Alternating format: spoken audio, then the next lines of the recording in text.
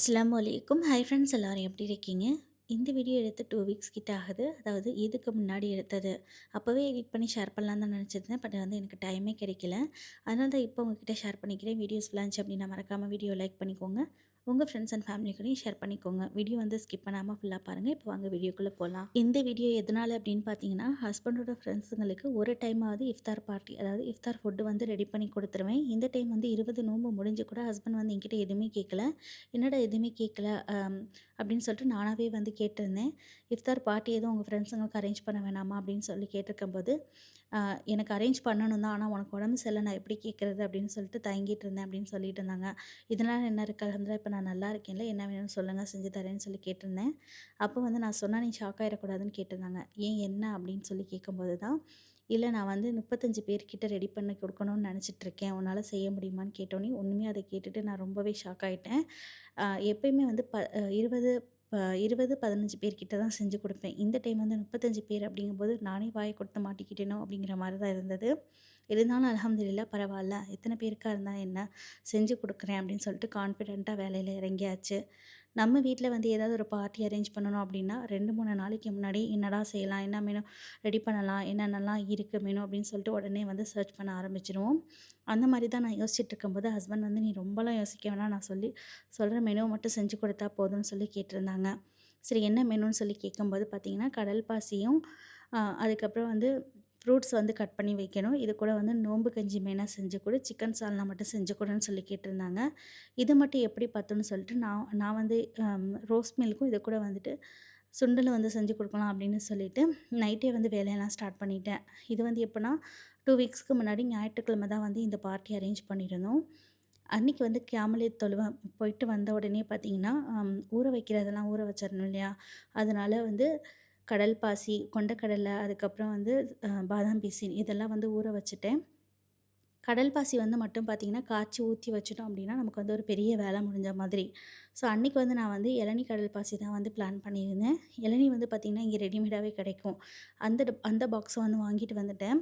இப்போ இந்த கடல் பாசி செய்கிறதுக்காக பார்த்திங்கன்னா, கிட்டத்தட்ட 40 பாக்ஸ், 35 பாக்ஸ் ஹஸ்பண்ட் சொல்லியிருந்தாங்க. 35 பாக்ஸ் மட்டும் கரெக்டாக ஊற்ற முடியாது இல்லையா? எக்ஸ்ட்ரா தேவைப்பட்டுச்சு, நான் என்ன பண்ணுறதுன்னு சொல்லிட்டு 40 பாக்ஸ் கிட்ட நான் பிளான் பண்ணியிருந்தேன். 40 பாக்ஸ் அப்படிங்கும்போது 30 கிராம் அளவுக்கு கரெக்டாக கடல் பாசி எடுத்து நான் நல்லா மிக்சியில் பவுடர் பண்ணிக்கிட்டேன். ஊற வச்சுருந்தேன். 10 நிமிஷத்துக்கு முன்னாடியே ஊற வச்சுட்டோம் அப்படின்னா சீக்கிரமாக மெல்ட் ஆகிரும். இதை நல்ல தாராளமான பெரிய பாத்திரத்தில் தண்ணி நல்லா கொதிக்க வச்சுட்டு, அதுக்கப்புறமா கடல் பாசி சேர்த்து நல்லா கரையிற வரை மிக்ஸ் பண்ணி விட்டுட்டே இருக்கணும். கரைஞ்சதுக்கப்புறமா தேவையான அளவுக்கு சுகர் ஆட் பண்ணிவிட்டு, சுகரும் நல்லா மெல்ட் ஆனதுக்கப்புறமா அடுப்பை ஆஃப் பண்ணிவிட்டு, நம்ம எடுத்து வச்சுருக்க இளநீ அப்படியே சேர்த்து மிக்ஸ் பண்ணிவிட்டு, அப்படியே அதை வடிகட்டி நம்ம பாக்ஸில் செட் பண்ண வச்சிட வேண்டியதான். அன்றைக்கி பார்த்திங்கன்னா, நான் ப்ளைனான இளநீ தான் வாங்கிட்டு வந்திருந்தேன். இதுவே பல்ப்லேயும் நமக்கு கிடைக்கும். அந்த மாதிரி வாங்கினாலும் ரொம்ப சூப்பராக இருக்கும். ஆனால் பல்ப்பில் கிடைக்கல அன்றைக்கி. அதனால் நான் ப்ளைனான இளநீ தான் வாங்கிட்டு வந்திருந்தேன். இளநீ சேர்த்துட்டு நல்லா மிக்ஸ் பண்ணிவிட்டு பாக்ஸில் பாக்ஸெல்லாம் நல்லா அலசிட்டு, அதுக்கப்புறமா நான் பாக்ஸில் ஊற்ற ஆரம்பிச்சிட்டோம். ஊற்றி செட் ஆகிறதுக்காக ஃபேனுக்கு அடியில் வச்சுட்டேன். ஃபேனுக்கு அடியில் வச்சதுக்கப்புறமா கொஞ்சம் நேரத்துலேயே செட் ஆகிரும். அதை மூடி அப்படியே ஃப்ரிட்ஜில் ஸ்டோர் பண்ணிக்க வேண்டியதான். நைட்டே இந்த கடல் பாசி வேலையெல்லாம் முடித்தனால கொஞ்சம் காலையில் ஃப்ரீயாக இருக்கிற மாதிரி எனக்கு ஃபீல் ஆனது. நான் ஒரு 12:30 மணிக்கிட்ட தான் மற்ற வேலையை ஸ்டார்ட் பண்ணிக்கிட்டேன். இது நெக்ஸ்ட் டே 12:30 மணிக்கிட்ட ஸ்டார்ட் பண்ண வேலைங்க. 12:30 மணிக்கு எந்திரிச்ச உடனே பார்த்திங்கன்னா, நான் கொண்டக்கடலையை வேக வச்சு கொண்டக்கடலையும் செய்ய ஸ்டார்ட் பண்ணிக்கிட்டேன். கொண்டக்கடலை பார்த்திங்கன்னா வீடியோ செஞ்சதை வீடியோ சுத்தமாகவே என்னால் எடுக்க முடியலங்க, சாரி. ஸோ அது நான் இன்னொரு நாள் டீட்டெயில்ஸாக இன்னொரு வ்ளாகில் உங்ககிட்ட கண்டிப்பாக காட்டுறேன். ஸோ இது பார்த்திங்கன்னா, கொண்டக்கடலை செஞ்ச உடனே பாலெல்லாம் காய்ச்சி ஃப்ரிட்ஜில் ஆற வச்சு ஜில் பண்ணி வச்சுட்டேன். ஸோ அப்போ தான் நல்லா கூலிங்காக இருக்கும். போகும்போது கரைச்சி கொடுக்கலான்னு சொல்லிட்டு ஹஸ்பண்ட் இங்கேருந்து நான் 5 மணிக்கெலாம் கிளம்பிடுவேன், அதுக்குள்ளே எனக்கு ரெடி பண்ணி கொடுத்துருன்னு சொல்லியிருந்தாங்க.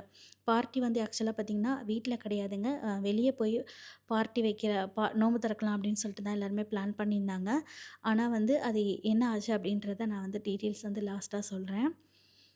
நெக்ஸ்ட்டு பார்த்திங்கன்னா, நோம்பு கஞ்சி நான் ஒரு 3 மணிக்கிட்ட செய்ய ஸ்டார்ட் பண்ணேன். 3 மணிக்கிட்ட செய்ய ஸ்டார்ட் பண்ணி எனக்கு வந்து கிட்டத்தட்ட 4:30 மணி வரைக்கும் நோம்பு கஞ்சி வந்து ரெடி ஆனுச்சு.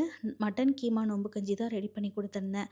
கீமா நோம்பு கஞ்சி வந்து 40 பேர், 45 பேர்கிட்ட செய்யணும் அப்படிங்கிறனால, நான் வந்து பார்த்திங்கன்னா, சட்டியில தான் எல்லாமே வந்து பெரிய சட்டியா வச்சு தான் செஞ்சேன். ஸோ, அதனால வந்து கிட்டத்தட்ட எனக்கு வந்து 1 1/2 மணி நேரம் எடுத்துச்சு. நோம்பு கஞ்சி வந்து செய்கிறத நான் வீடியோ எடுக்கலங்க. ஏற்கனவே நான் வந்து நெறைய டைம் நோம்பு கஞ்சி ரெசிபீஸ் வந்து ஷேர் பண்ணியிருக்கேன். சேம் அதே மெத்தடில தான் செஞ்சிருந்தேனும். ஸோ எப்பயுமே வந்து குக்கரில் செய்வேன். இந்த டைம் வந்துட்டு பார்த்திங்கன்னா சட்டியில தான் செஞ்சுருந்தேன். ஸோ, அதனால் வந்து வீடியோ வந்து நான் காட்டிக்கல. ஸோ, நோம்பு கஞ்சி வந்து பேக் பண்ணதை மட்டும் நீங்கள் வந்து பார்த்துருப்பீங்கன்னு நினைக்கிறேன். நோம்பு கஞ்சியுமே பார்த்தீங்கன்னா 42 பாக்ஸ் கிட்ட பேக் பண்ணியிருந்தேன். மொத்தமாக வந்து 3 டம்ளர் அளவுக்கு ஜீரக சம்பா ரைஸ் எடுத்திருந்தேன். 1 1/4 டம்ளர் அளவுக்கு பாசிப்பருப்பு, 3/4 டம்ளர் அளவுக்கு கடலைப்பருப்பு. வெந்தயம் வந்து பார்த்திங்கன்னா ஒரு 4 டீஸ்பூன் அளவுக்கு எடுத்திருந்தேன். ஸோ, அது வந்து கிட்டத்தட்ட எனக்கு வந்து 43 பாக்ஸ் கிட்ட வந்திருந்தது. தாராளமாக வந்து ஒரு 50 பேர்கிட்ட குடிக்கிற மாரி நோம்பு கஞ்சி வந்து இருந்தது. நோம்பு கஞ்சி செஞ்சு பேக் பண்ணி முடிச்சதுக்கப்புறமா பார்த்தீங்கன்னா, நான் வந்து ரோஸ் மில்க் வந்து கரைக்க ஸ்டார்ட் பண்ணிக்கிட்டேன். ரோஸ் மில்க்க வந்து நைட்டே வந்து அதாவது சஹர் டைம்லேயே வந்து பார்த்தீங்கன்னா, பால் வந்து காய்ச்சி வச்சுட்டேன். இந்த ரோஸ் மில்க் கரைச்சி எடுக்கிறதுக்காக நான் மொத்தமா வந்து ஃபுல் ஃபேட் க்ரீம் மில்க்கா வந்து 4 லிட்டர் அளவுக்கு எடுத்திருந்தேன். 4 லிட்டர் பாலை வந்து நல்லா காய்ச்சி, அதுக்கப்புறம் ஆற வச்சு ஃப்ரிட்ஜில வந்து சில் பண்ண வச்சுட்டேன். நல்ல பால் வந்து ஜில்லுன்னு இருந்தது. இந்த ஜில்லுன்னு இருக்கிற பாலை வந்து ஒரு பெரிய சட்டியில சேர்த்துட்டு, இது கூட வந்து பாதாம் பிசின் வந்து சேர்த்துட்டு நல்லா மிக்ஸ் பண்ணிக்கணும். இதுக்கிடையில வந்து நீங்கள் ப்ரிப்ரேஷன் பார்த்துருப்பீங்கன்னு நினைக்கிறேன்.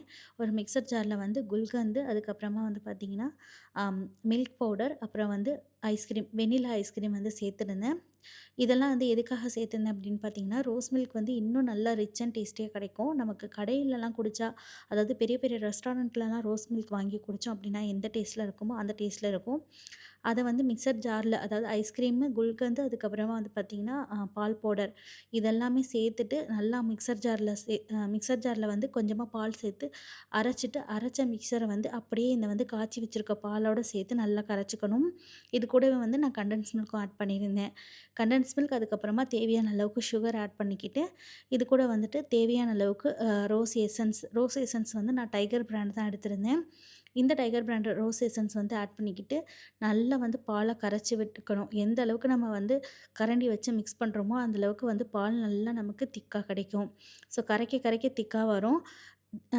இந்த டைமில் நோன்பு வச்சுக்கிட்டு நம்ம வந்து இதில் ஸ்வீட்னஸ்லாம் பார்க்க முடியாது இல்லையா? அதனால் வந்துட்டு நீங்கள் நாளே வந்து எல்லாம் பிளான் பண்ணி வச்சுக்கோங்க. எந்த அளவுக்கு எவ்வளோ கிராம் போடணும் அப்படின்னு சொல்லிட்டு பிளான் பண்ணி வச்சிட்டோம் அப்படின்னா, எல்லாமே நமக்கு வந்து ஈஸியாக இருக்கும். நமக்கு வந்து நல்ல ரிச் அண்ட் டேஸ்டியாக இருக்கணும் அப்படிங்கிறனால நான் வந்து பார்த்திங்கன்னா, கொஞ்சமாக பாதாம், பிஸ்தா, அதுக்கப்புறமா வந்து கேஷ்யூ நட்ஸு இது எல்லாமே வந்து நட்ஸ் சாப்பரில் சேர்த்துட்டு நல்லா ஃபைனாக வந்து சாப் பண்ணி எடுத்துக்கிட்டேன். சாப் பண்ணி எடுத்தது வந்து ரோஸ் மில்கோட ஆட் பண்ணிக்கிட்டு நல்லா மிக்ஸ் பண்ணியாச்சு. இந்த ரோஸ் மில்க் குடிக்கிறதுக்கு பார்த்திங்கன்னா, அவ்வளோ சூப்பராக இருந்தது. கண்டிப்பாக எல்லாருமே ட்ரை பண்ணி பாருங்கள். இது கூட லாஸ்ட் அண்ட் ஃபைனலாக வந்து பார்த்திங்கன்னா, ஐஸ் க்யூப்ஸும் வந்து ஆட் பண்ணிக்கிட்டேன். அவ்வளோதாங்க. இதையும் நல்லா வந்து பேக் பண்ணிவிட்டு அப்படியே வந்து கொடுத்து விட்டுருவேன். இந்த ரோஸ் மில்க் வந்து கிட்டத்தட்ட பார்த்திங்கன்னா, ஒரு 60, 70 பேர் கிட்ட குடிக்கிற மாரி இருந்தது. தாராளமாகவே இருந்தது. இதுக்கிடையில வந்து பார்த்திங்கன்னா, நான் வந்து சிக்கன் சால்னாவும் வந்து தாளிக்க வந்து ஆரம்பிச்சுட்டேன். சிக்கன் சால்னா வந்து பார்த்திங்கன்னா, நல்லா வந்து பெரிய சட்டியில் வைக்கணும் அப்படிங்கிறனால பெரிய சட்டியாகவே வந்து எடுத்துக்கிட்டேன். மொத்தமாக வந்து கறி வந்து ஹஸ்பண்ட் 18 கிலோ அளவுக்கு வாங்கிட்டு வந்திருந்தாங்க. கறி வாஷ் பண்ணி இதெல்லாம் வந்து செய்யணும் அப்படிங்கிறனால வந்து நான் காலையிலேயே வந்து எந்திரிச்சு எல்லா வேலையும் கடகடன்னு ஸ்டார்ட் பண்ணிக்கிட்டேன். கறி வந்து பார்த்திங்கன்னா, ஹஸ்பண்ட் தான் வந்து வாஷ் பண்ணி கொடுத்துருந்தாங்க. அல்ஹம்துலில்லாஹ் ரொம்பவே ஹெல்ப்ஃபுல்லாக இருந்தது. இதுக்கிடையில வந்து பார்த்திங்கன்னா, சிக்கன் சால்னா வச்சிட்ருக்கும்போதே இடியாப்பமும் வந்து கடையிலேருந்து வந்து ரெடிமேடாக கிடைக்கும். ஸோ, அதை வந்து நம்ம வீட்டில் வந்து வெறும் அவிச்சு மட்டும் எடுத்து வச்சுக்கிற மாரி இருக்கும். ஸோ, அதையும் வந்து சைட் பை சைடாக என்னோடய பெரிய பொண்ணு வந்து செஞ்சுக்கிட்டு இருந்தாங்க. அம் இந் இந்த இந்த சைடு வந்து பார்த்திங்கன்னா, ஹஸ்பண்ட் வந்து ஃப்ரூட்ஸ் வந்து கட் பண்ணிக்கிட்டாங்க. ஃப்ரூட்ஸ்க்காக வந்து பார்த்திங்கன்னா, ஆப்பிள், ஆரஞ்சு, அதுக்கப்புறமா வந்து பார்த்திங்கன்னா, வாட்டர் மெலன் வந்து கட் பண்ணிக்கிட்டாங்க. எல்லாமே வந்து பெரிய பெரிய தாம்பலத்தில், அதாவது பெரிய சஹானில் வந்துட்டு கட் பண்ணி ஆட் பண்ணிக்கிட்டாங்க. அப்படியே வந்து ஃபாயில் கவர் இல்லைனா வந்து கிங் ராப் பண்ணிவிட்டு அப்படியே எடுத்துகிட்டு போகிறதுக்காக.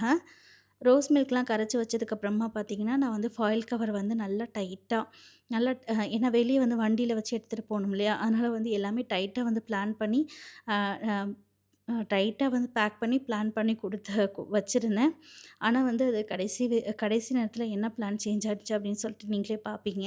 என்னடா இது ஃபாயில் கவர்லாம் போட்டு நல்லா வந்து ப்ராப்பரா வந்து பேக் பண்ணாங்கல்ல, என்ன ஆச்சு அப்படின்னு சொல்லிட்டு தானே எல்லாருமே யோசிக்கிறீங்க. ஆமாங்க, எல்லா ஃப்ரெண்ட்ஸுமே வந்து வீட்டுக்கு வந்து வர ஸ்டார்ட் பண்ணாங்க. வந்ததுக்கப்புறமா வீட பார்த்துட்டு, இங்கேயே வந்து இவ்ளோ தாராளமா இடம் இருக்கு. அதுக்கப்புறம் ஏன் நம்ம பார்க்குக்கு போணும்? இங்கேயே உட்காந்து நம்ம நோவு தொறந்துடலாம் அப்படின்னு எல்லாருமே வந்து சொன்னோனே, ஹஸ்பண்ட் வந்து சரின்னு சொல்லிட்டு அப்படியே பிளான வந்து மாத்திட்டாங்க. அன்னைக்கு வந்து பார்த்திங்கன்னா, நம்ம வீட்லயே தாங்க எல்லாருமே வந்து நோம்பு திறக்கிற மாரி ஆயிடுச்சு. சரி வெளிய வெளிய பார்த்தீங்கன்னா, நல்லா பெரிய வராண்டா இருக்கு. அந்த வராண்டாக்கு வெளிய வந்து பார்த்தீங்கன்னா, பாய் அதுக்கப்புறமா சுப்ராலாம் விரிச்சுட்டு ஹஸ்பண்டோட ஃப்ரெண்ட்ஸ் எல்லாமே வந்துட்டு ஒவ்வொன்னா எடுத்து வைக்க ஆரம்பிச்சுட்டாங்க. அன்னைக்கு வந்து பார்த்தீங்கன்னா, நோன்பு திறக்கிறதுக்காக ஒவ்வொரு இடத்துலயும் பார்த்தீங்கன்னா, லெமன் அப் அதுக்கப்புறம் வந்து ரோஸ் மில்க்கு, இது கூட வந்துட்டு நம்ம செஞ்ச சுண்டல், அதுக்கப்புறம் ஃப்ரூட்ஸ்லாம் கட் பண்ணியிருந்தோம் இல்லையா? அது, அதுக்கப்புறமா நோம்பு கஞ்சி, இதெல்லாம் வந்துட்டு இது கூட வந்து பேரிச்சம்பழம், அப்புறம் வாட்டர், இதெல்லாம் வச்சு நோன்பு திறக்கிறதுக்காக எல்லாமே வந்து அரேஞ்ச் பண்ணிட்டாங்க. நோம்பெல்லாம் தொறந்து முடிச்சதுக்கப்புறமா, அதுக்கப்புறம் வந்து தொழுகையும் பார்த்தீங்கன்னா, பக்கத்திலேயே பள்ளிவாசல் இருக்கு. அதனால எல்லாருமே வந்து பள்ளிவாசல் கிளம்பி போயிட்டாங்க. ஸோ தொழுதுட்டு வர்ற கேப்பில பார்த்தீங்கன்னா, இங்கே வந்து பரோட்டா வந்து வெளிய ஹோட்டல்ல தான் ஆர்டர் குடுத்துருந்தோம். ஸோ அதுவுமே வந்து வந்துருச்சு.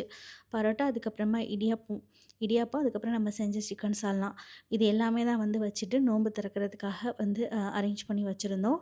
அல்ஹம்துலில்லாஹ் அன்னைக்கு வந்து நான் நெனச்ச மாதிரியே வந்து எல்லாருமே ரொம்ப நல்லாயிருக்குன்னு சொல்லியிருந்தாங்க. எனக்கு அத கேட்கும்போதே அவ்வளோ ஒரு ஹேப்பியா இருந்தது. எப்பயுமே இஃப்தார் ஃபுட்டு வந்து செஞ்சு குடுத்து விட்டு தான் பழக்கம். இந்த டைம் வந்து சடனா வீட்லயே அரேஞ்ச் பண்ணனால பார்த்தீங்கன்னா, எல்லாருமே வந்து என்னைய கூப்பிட்டு சாப்பிட்ட ஃபுட்டெல்லாம் நல்லா இருந்ததுன்னு சொல்லிட்டு போகும்போதே கேட்குறதுக்கு அவ்வளோ நல்லா இருந்தது. எப்பயுமே வந்து ஃபீட்பேக்க நான் வந்து என்னோட காதால கேட்டது கிடையாது. ஹஸ்பண்ட் கிட்ட தான் வந்து எல்லாருமே சொல்லியிருக்காங்க. ஆனா ஹஸ்பண்ட் கிட்ட நான் வந்து ஒரு 100 தடவையாவது கேட்டுருவேன். எப்படி இருந்ததுன்னு சொன்னாங்களான்னு சொல்லிட்டு. ஆனா இந்த டைம் வந்து என்னோட காதால கேட்கும்போது அவ்வளோ ஒரு ஹேப்பியா இருந்தது. இந்த ஹேப்பினஸ் வந்து எத்தன பேருக்கு செஞ்சாலும் பத்தாதுங்க. அந்த அளவுக்கு தான் இருந்தது. ஸோ அல்ஹம்துலில்லாஹ் அன்னைக்கு வந்து நான் நெனச்ச மாரியே நடந்துருச்சு.